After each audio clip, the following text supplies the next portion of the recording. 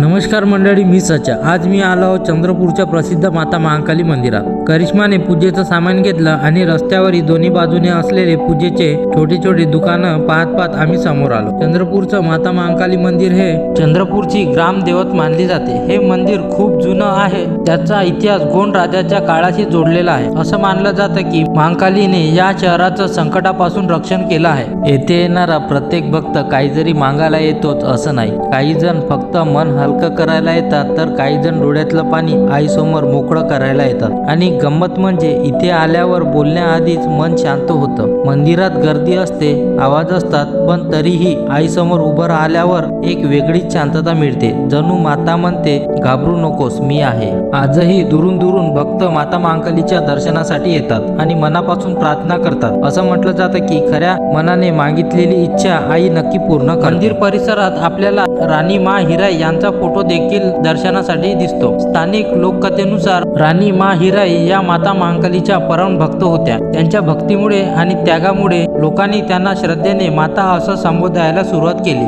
मंदिरात पाऊल टाकताच मनाला एक वेगळी शांतता मिळते आणि सकारात्मक ऊर्जा अनुभवायला मिळते। आणि मी आणि करिश्माने मनापासून दर्शन घेतले आणि आमच्या कुटुंबासाठी, आरोग्यासाठी, तसंच सर्व भक्तांच्या सुख समृद्धीसाठी प्रार्थना केली।